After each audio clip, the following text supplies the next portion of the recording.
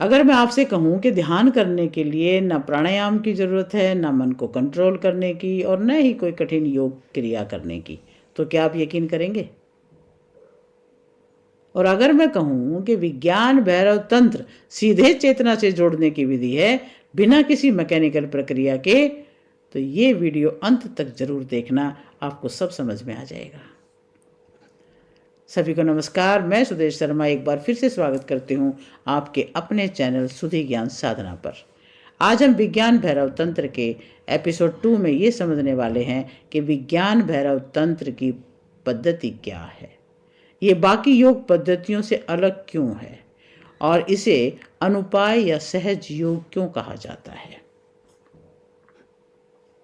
हर ज्ञान को पाने का एक तरीका होता है, एक मेथड, एक सिस्टम। तो सवाल है, विज्ञान भैरव तंत्र किस चीज को जानना चाहता है? उत्तर है चेतना। वही चेतना जिसे परमात्मा कहते हैं, परम ऊर्जा कहते हैं और जिससे हम सब बने हैं। मान लीजिए परमात्मा एक आग है और हम सब उस आग से निकली चिंगारियां। जो कुछ आग में है वही चिंगारी में भी है। तत्व के स्तर पर दोनों अलग नहीं हैं।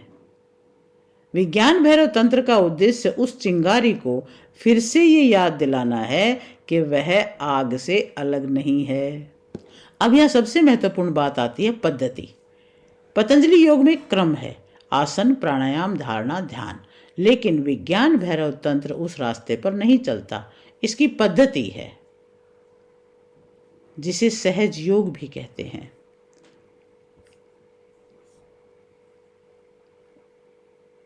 उपाय और अनुपाय में एक बड़ा डिफरेंस है।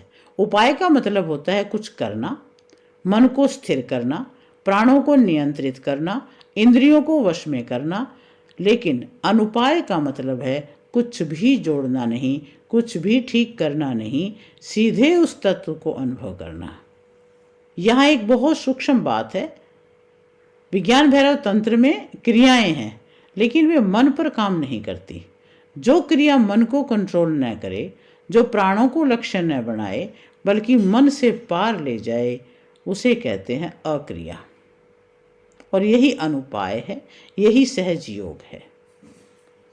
भगवान शिव माता पार्वती को 112 धारणाएं बताते हैं और इन 112 धारणाओं की खास बात यह है कि ये मन को शांत करने की कोशिश नहीं करती। ये आपको बार बार उस तत्व को टच कराती हैं। जैसे रोज अभ्यास से आप गाड़ी चलाना सीख जाते हैं, वैसे ही यहाँ चेतना को छूने का अभ्यास कराया जाता है। वेदांत भी यही करता है। उपनिषद कोई उपाय नहीं बताते, वे आपको अनुभव याद दिलाते हैं। जैसे गहरी नींद, जहां आप कुछ नहीं जानते फिर भी आप होते हैं। विज्ञान भैरव तंत्र उसी अनुभव को जागृत अवस्था में सिखाता है।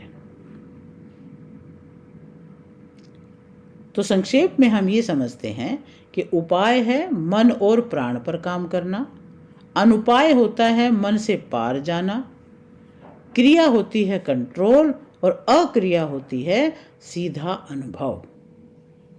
लक्ष्य है भैरव तत्व, शिव चेतना, और यही विज्ञान भैरव तंत्र की आत्मा है।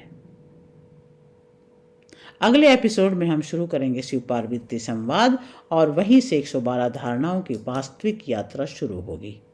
अगर ये वीडियो आपको सोचने पर मजबूर कर रहा है तो कमेंट में जरूर लिखना ओम नमः शिवाय और चैनल को सब्सक्राइब करना, क्योंकि ये सीरीज नहीं, ये चेतना की यात्रा है। हर हर महादेव।